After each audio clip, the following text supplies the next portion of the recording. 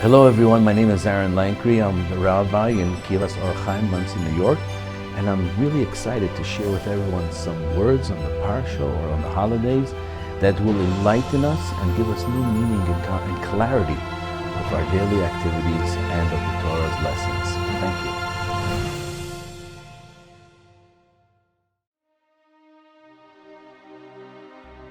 you. Kedoshim tihu, you should be sanctified, you should be holy. Wow, what an opportunity for us to elevate ourselves from just being regular mortals into sanctified mortals. But today I want to focus on something outstanding. We learn about the land of Israel, but we learn some really special attributes about the land of Israel.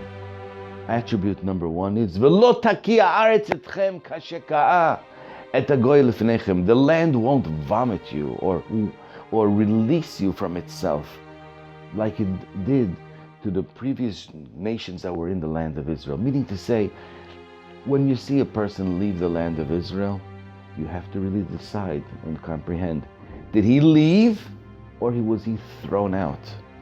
Because the land itself is eno mekayem ovre avera. If people violate it and they do sins, the Torah tells us clearly, it will throw you out.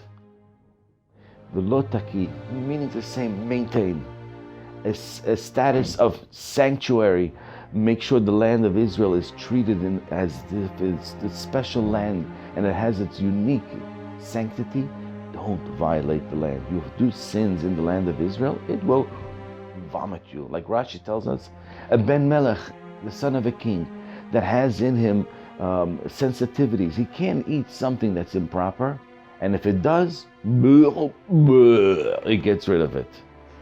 In chapter 19, verse 29, it says like this, L'moser bito l'znut. If a person, God forbid, and I don't understand who would ever do this, but he takes his daughter in the land of Israel and he subjugates her to become in a relationship with men, but not for the sake of marriage.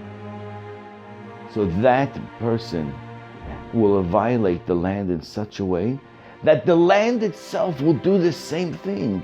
In what respect? The land of Israel was blessed with 7 species, and these 7 species will satiate the land with health and all types of nutrients. We know, like wheat, olives, all of those beautiful species. Now, when we violate the land in such a fashion, it will take its abundance and its shefa, and it will give it to other lands. If you want to buy olives today, you go to Spain. You want to go to wheat, you go to America. When you want to buy pomegranates, you go to Bukhara, you go to different parts of the world. The blessing of the land is compromised because we have violations in moralities in the land of Israel. But once we reverse that, then we're pure. Then we go back to the status of where a pomegranate was this big and each grape took 8 people to carry a cluster of grapes. That's the potential of the land, to give us such abundance.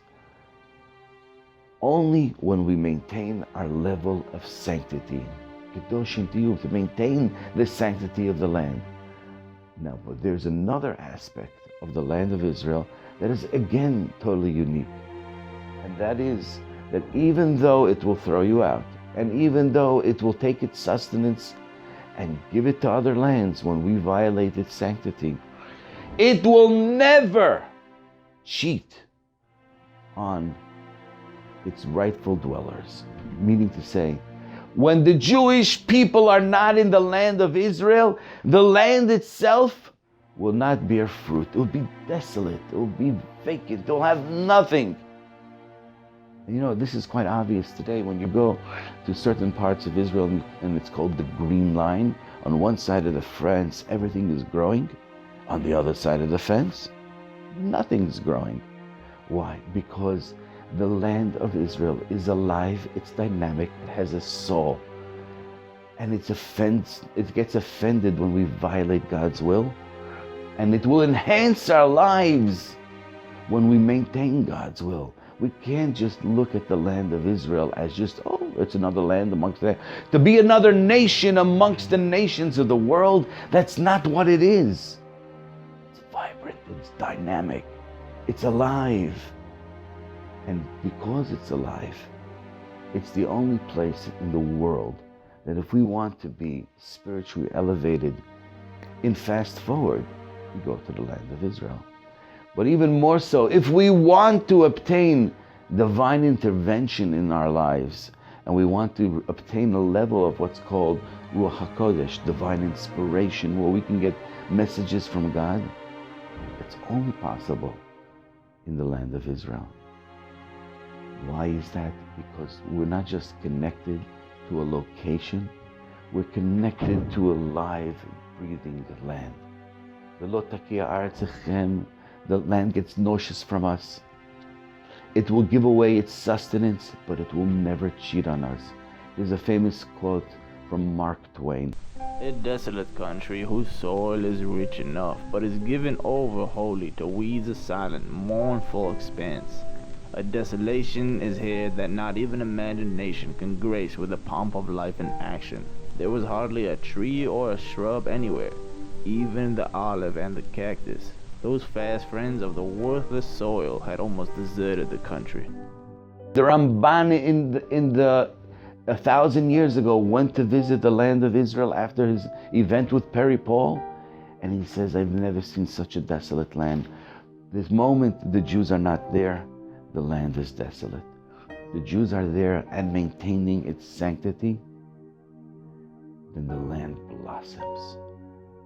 It's our land. It's alive. It's there for us. We need to make sure that we respect it and we treat it with its proper dignity. Kedoshim tiyu, Shabbat Shalom. Thank you for watching. Please click right over here to subscribe to our other videos that will be coming shortly. Thank you.